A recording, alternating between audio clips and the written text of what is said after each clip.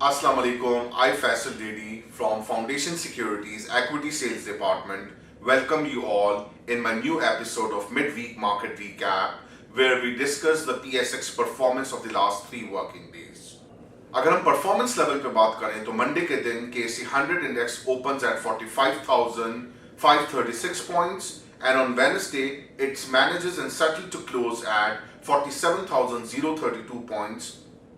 Overall 1% का हमने increase देखा in 3 days in the basket of KSE 100 index.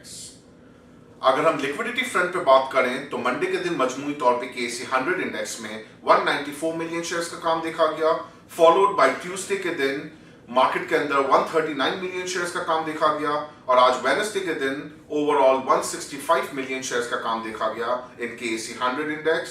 तो जी मजमूई तौर पे हमने देखा कि 18% का इंक्रीज है on day basis.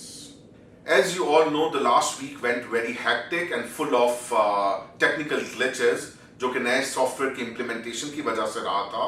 But thanks to the regulator and the management of Pakistan Stock Exchange कि जिन्होंने रिवर्ट बैक कर दिया old trading system of cats, जो अल्हम्दुलिल्लाह बहुत स्मूथ ट्रेडिंग परफॉर्म कर रहा है. लेकिन सूनर और लेटर वो नया सिस्टम को इन प्लेस तो होना ही है, तो वी एक्सपेक्ट कि इंशाल्लाह वो पूरे तरीके से टेस्टेड और मॉक वर्जन के साथ लाइव एनवायरनमेंट के बाद टेस्टेड होने के बाद उसको इम्प्लीमेंट करवाया जा सके.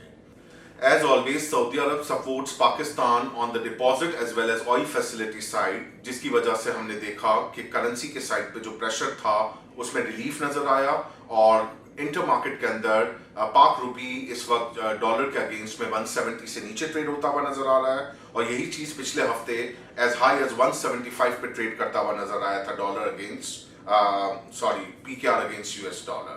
सो ओवरऑल हमने देखा कि वीक ऑन वीक हमारी करेंसी 3% स्ट्रेंथन करती हुई नजर आई है.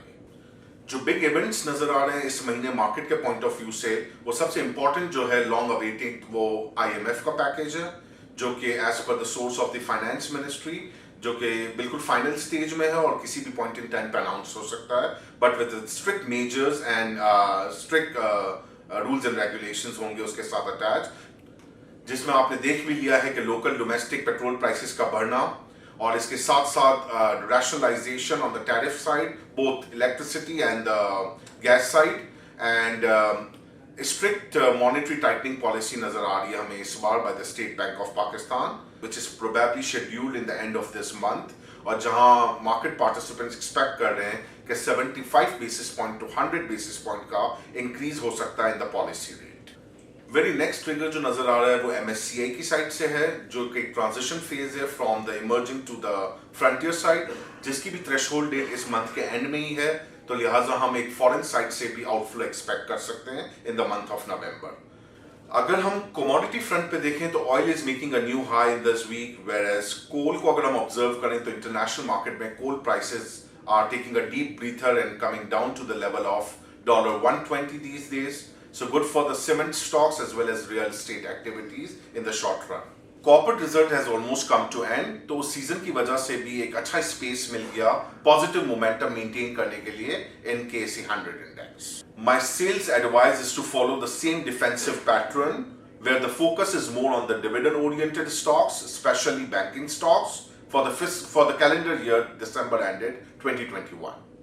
Stay tuned till the next midweek session. Till then, अपना और अपनी इन्वेस्टमेंट का बहुत ख्याल रखिएगा. फैसल ढेरी signing off. Have a pleasant evening. Allah Hafiz.